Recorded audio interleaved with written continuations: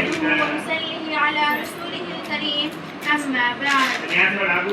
کافروں کا طریقہ اختیار کرنے کی سزا. اللہ اپنے ارشاد ولا تركونوا الا الذين ظلموا فتمسكوا النار، یعنی اور جن لوگوں نے ہماری نافرمانی کی ان کی طرف نہ جھانکنا ورنہ ان کی طرح تم کو بھی دوزخ کی آگ لگے گی. یعنی جس طرح کافر لوگ طریقہ اختیار کرتے ہیں، ہر رسم و رواج بناتے ہیں، تو مسلمان اگر اس طرح کریں تو ہم کو بھی دوزخ کی آگ چھوئے گی، ہمیں ہمیشہ لیے دوزخ میں ڈالا جائے گا. مطلب یہ کہ مسلمانوں ہمارے رسول محمد صلی اللہ علیہ وسلم کا طریقہ چھوڑ کر تم کافر اور فاسق کا طریقہ اختیار مت کرو ورنہ تم بھی اسی کی طرح دوزخ کا مزہ چکھو گے. اور آپ صلی اللہ علیہ وسلم فرماتے ہیں جو شخص کسی قوم کا طریقہ اختیار کرے گا وہ اسی قوم میں سے ہے. یعنی آپ صلی اللہ علیہ وسلم فرماتے ہیں جو شخص جس قوم کا طریقہ اختیار کرے گا اسی قوم میں سے ہے. مگر آج افسوس افسوس افسوس کی بات آج ہمارا یہ حال ہے، ہمارا رہنا سہنا پہننا چلنا ہر چیز ہم کسی طرح کافروں کا طریقہ اختیار کرتے ہیں. اس لیے ہمیں چاہیے کافروں کا طریقہ چھوڑ دیں، اس طرح اللہ اس کے رسول نے بتایا اس کے طریقوں پر عمل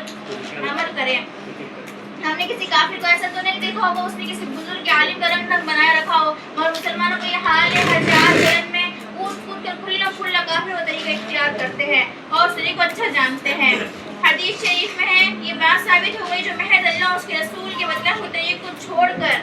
کافروں کا فاسقوں کا طریقہ اختیار کرے گا تو وہ گناہ کرنے میں انہی کے برابر ہے. یعنی جو لوگ اللہ اس کے رسول کے طریقہ بتایا، جس طرح اللہ اس کے رسول نے بتا دیا، جس طرح اللہ نے آپ صلی اللہ علیہ وسلم کو حکم دیا تھا ویسے آپ صلی اللہ علیہ وسلم نے ہم لوگوں کو بتا دیا اور ہم نے ویسا نہیں کرا، کافر اور فاسق کا طریقہ اختیار کرا. مہاراج افسوس کی بات ہمارا یہ حال ہے، ہر چیز میں کافر اور فاسق کا طریقہ اختیار کرتے ہیں، ہمارا رہن رہن کھلنا کافر کا طریقہ اختیار کرتے ہیں. تو ہاں آپ صلی اللہ علیہ وسلم کیا فرما رہے ہیں جو لوگ انہیں کا طریقہ اختیار کریں گے انہیں کے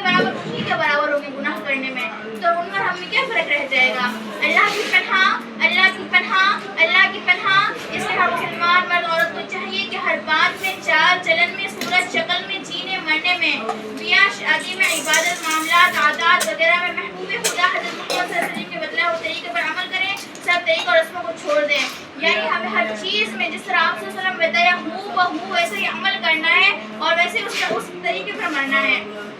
رسم کفر و شرکی تم سب چھوڑ دو، رسم کفر و شرکی تم سب چھوڑ دو، رشتہ الفت کو اس کے توڑ دو. یعنی جب تم کفر کی رسمیں کرتا ہے، ہمارے یہ حال ہم شادی بیاہ ہوتا ہے کچھ بھی گھر میں کام ہوتا ہے کس طرح کرتے ہیں جس طرح کافروں کا طریقہ. ہمیں چاہیے ان رسموں کو چھوڑ دیں اور رسموں سے جو محبت اس کو چھوڑ دیں. یعنی ہم چاہتے ہیں کہ ہم ویسا کریں، ان سب کو ہمیں چھوڑ دینا چاہیے.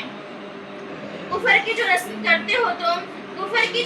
کرتے ہو تم قبر کو اپنی آگ سے بھرتے ہو تم. یعنی جو کافروں کا طریقہ اختیار کرتے ہیں، ہم شادی بیاہ میں چال چلان میں پہننے اوڑھنے میں جو کافروں کا طریقہ اختیار کرتے ہیں تو اس کی وجہ سے ہم اپنے خود کی قبر کو آگ سے بھرتے ہیں. اور ہم طریقہ اختیار کریں گے تو اپنی قبر میں آگ بھری جائے گی. اللہم احفظنا. جان و دل سے راہ سنت پر چلو، جان و دل سے راہ سنت پر چلو اور جو راہ ہے ان پر مت چلو. یعنی ظاہر سے معلوم ہوتا ہے ہمیں چاہیے ہم جان و دل سے اپنی جان میں لگا دیں، اپنا ہر نفس کو بھی اللہ اس کے رسول کے سپرد کر دیں. یعنی ہر عمل ویسے ہی کریں اور اسی چیز پر مرے جیسے آپ صلی اللہ علیہ وسلم نے بتایا ہے. مسلم شریف میں حضرت جابر رضی اللہ تعالیٰ عنہ سے روایت ہے، آپ صلی اللہ علیہ وسلم نے فرمایا کہ قیامت کے میں ہر ایک آدمی اسی حالت میں اٹھایا جائے گا جس حالت میں وہ مرے گا. اس حدیث شریف کا مطلب یہ ہے کہ اگر ایمان کے ساتھ مرا ہے تو ایمان ہی کے ساتھ اٹھایا جائے گا، اور فاسق و فاجر یعنی آپ صلی اللہ علیہ وسلم کے خلاف کی حالت میں مرا ہے تو اسی حالت میں اٹھایا جائے گا. بس اس میں خیر اور بھلائی اور نجات ہے کہ آپ صلی اللہ علیہ وسلم طریقے پاک پر چلے اور مرے. یعنی افسوس کی بات ہے ہمارا یہ حال ہے کہ آج ہم کافر اور فاسق کا طریقہ اختیار کرتے ہیں.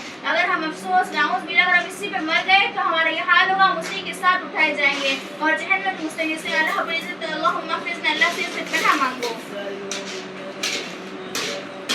آپ صلی اللہ علیہ وسلم ارشاد فرماتے ہیں کہ اللہ کے رسول صلی اللہ علیہ وسلم نے ارشاد رشتہ داروں سے قطع تعلق کرنے والا جنت میں نہیں جائے گا. یعنی جو رشتہ دار توڑتا ہے اور ایک دوسرے سے حسد رکھتا ہے وہ جنت میں نہیں جائے گا.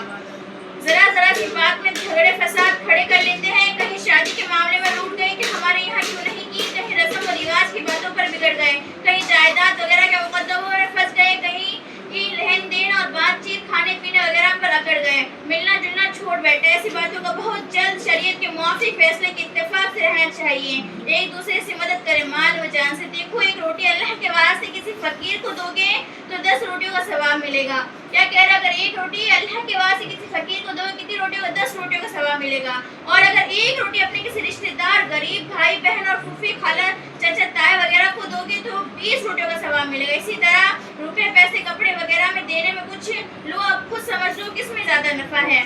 اگر کسی رشتہ دار کے خلاف شرعی کام کرنے پر ناراض ہو، یعنی اگر وہ سنت کے خلاف کوئی کام کرتا ہے، اگر ہم اس سے ناراض ہیں، ہم اس سے بات چیت نہیں کریں تو یہ صحیح ہے، جیسا کہ وہ نماز نہ پڑھتا ہو، روزہ نہ رکھتا ہو، یا شراب پیتا ہو، جوا کھیلتا ہو، بدکاری وغیرہ برے کام کرتا ہو، اسی حالت میں ملنا جلنا چھوڑ دینا درست ہے، مگر جب وہ توبہ کر لے اور برے کام چھوڑ دے پھر میل جل کر لینا چاہیے، یعنی انسان جب اللہ اس کے رسول کی نافرمانی کرتا ہے تو اس سے ناراض رہنا چاہیے، اس سے بات کرنا بند کر دینا چاہیے تاکہ اس کی عادت درست ہو جائے، پھر اس سے ملنا جلنا کر لینا چاہیے۔ مسلم شریف میں حضرت ابو ہریرہ رضی اللہ عنہ سے روایت ہے، آپ صلی اللہ علیہ وسلم کی خدمت اقدس میں ایک شخص نے عرض کیا، رسول اللہ میرے رشتہ دار ہیں، میں ان کے ساتھ اچھا سلوک کرتا ہوں اور وہ مجھ سے بدسلوکی کرتے ہیں، یعنی ایک شخص آپ صلی اللہ علیہ وسلم کی خدمت میں حاضر اور کہنے لگا، اے اللہ کے رسول میرے پڑوسی ہیں اور میرے رشتہ دار ہیں، میں ان کے ساتھ اچھا سلوک کرتا ہوں مگر وہ لوگ میرے ساتھ بدسلوکی کرتے ہیں،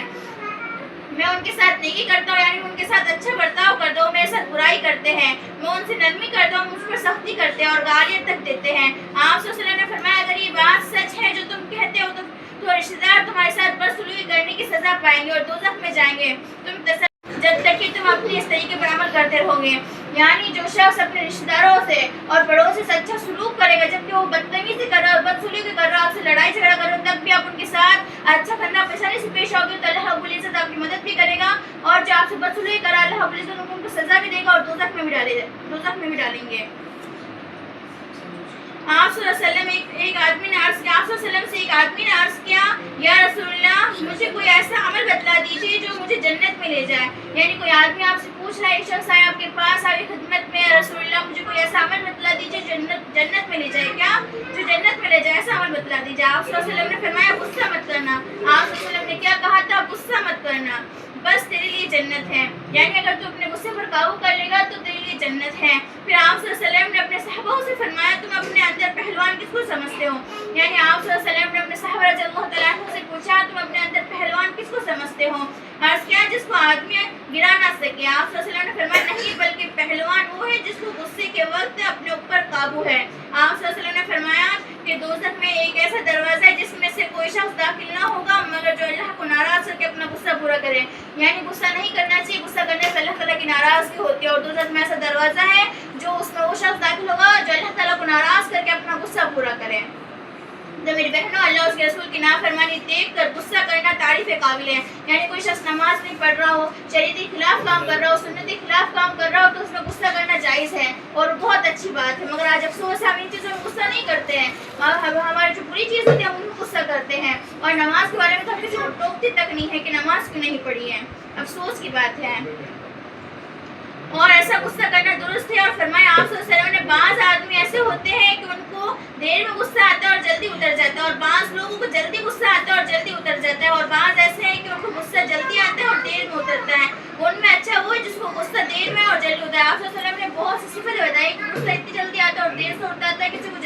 دیر سے آتا ہے جلدی ہوتا ہے، اس میں سے بہتر کون ہے جس کو غصہ دیر سے آئے اور جلدی اتر جائے۔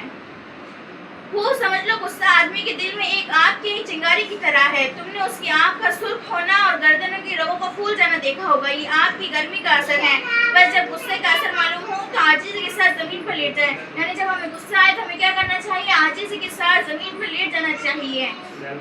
اور یہ خیال کریں کہ مر کر ہمیں خاک میں مل جانا ہے، کیا خیال کریں کہ ہم بھی مر کر خاک میں مل جانا ہے ہمیں۔